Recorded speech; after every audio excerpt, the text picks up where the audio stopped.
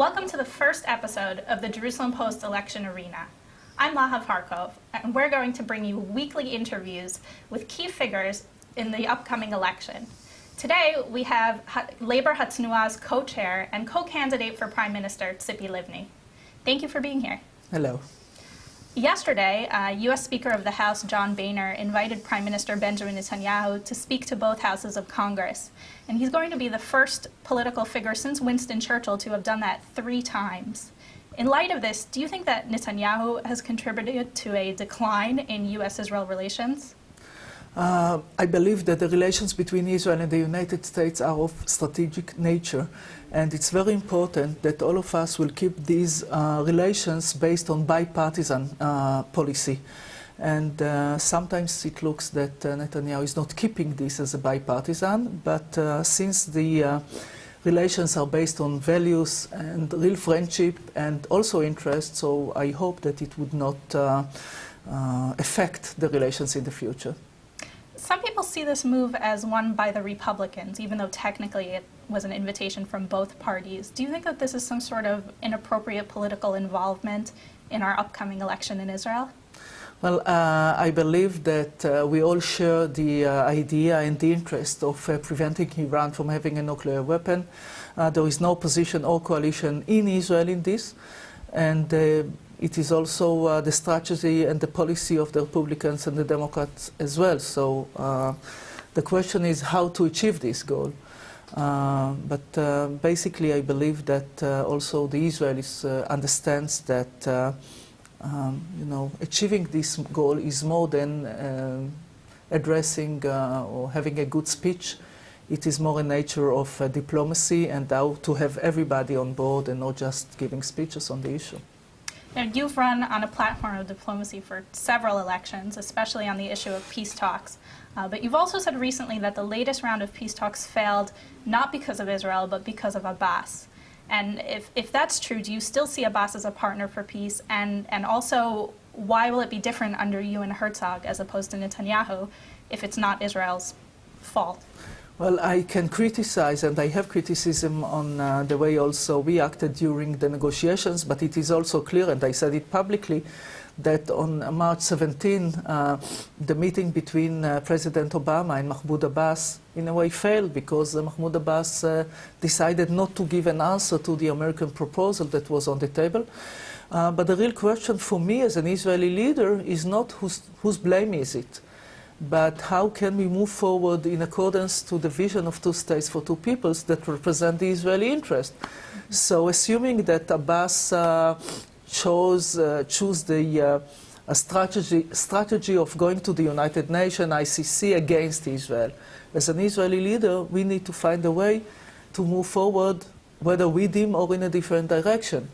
And I believe that our capability to have the world supporting our interest is better than Netanyahu's because it is clear to everybody that our goal is to achieve the 2 states for 2 peoples solution, and we are willing also to take some political prices in order to do so.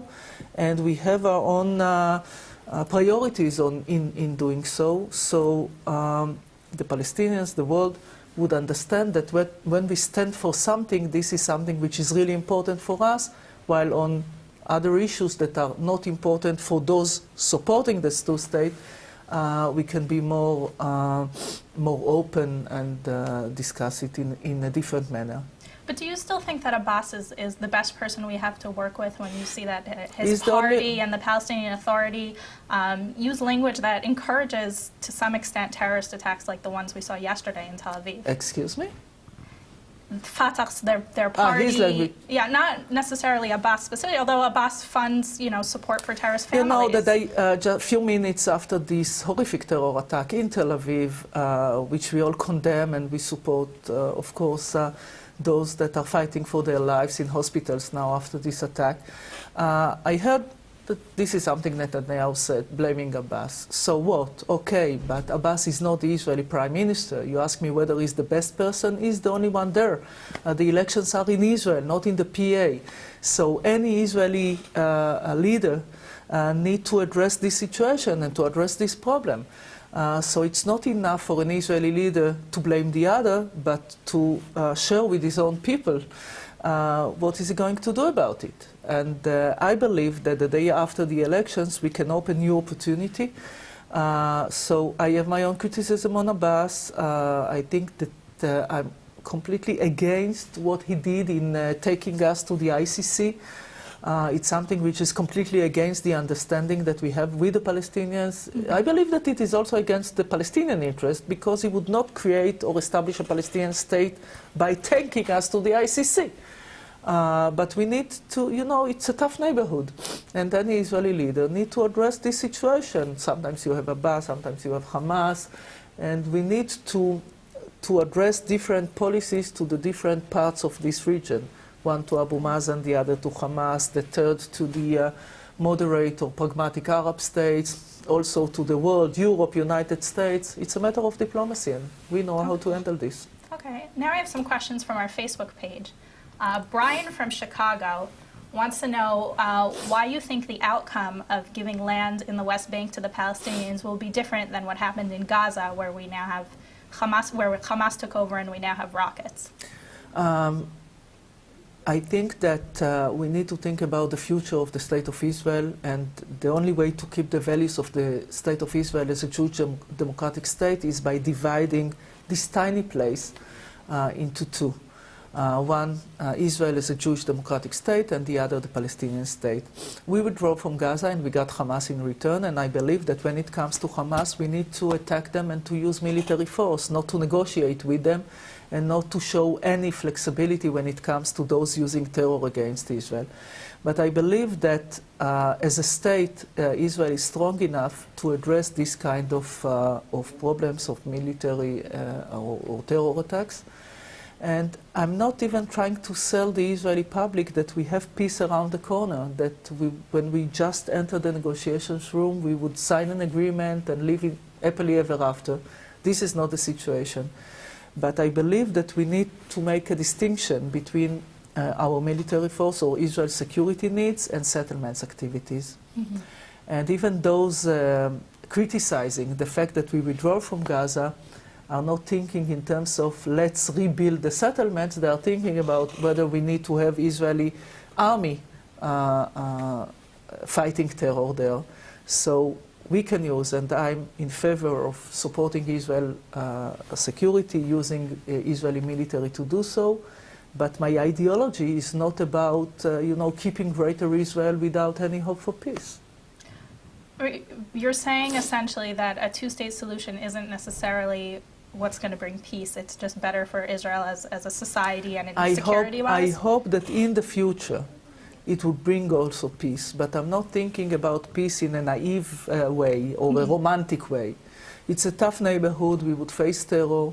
But we need to take, the choices in the Middle East is between bad options sometimes. But I know that without having this vision of two states for two peoples, the other vision of Greater Israel is not going to be Israel. It's going to be an ongoing conflict between two people, the Jewish people and the Palestinians, that would never end. So we are going to lose what I believe is Zionism, and this is having Israel as a Jewish democratic state.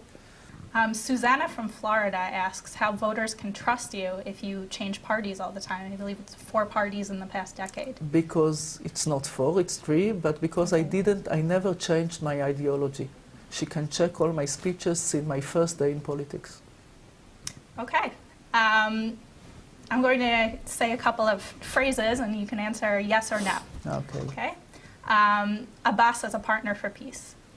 Very problematic. The only one we have. Is Abbas a terrorist? No, he used to be, not now.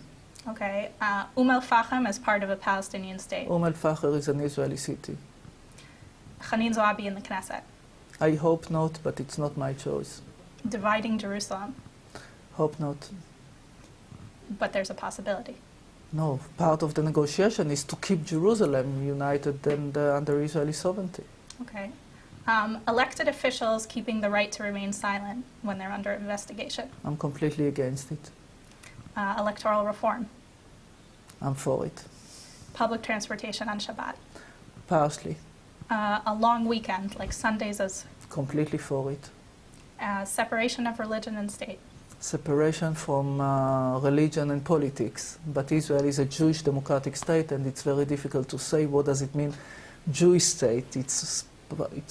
I believe that this is from a national perspective, not religious one, but it's very difficult to define it. Okay, well, thank you very much for coming. Thank you.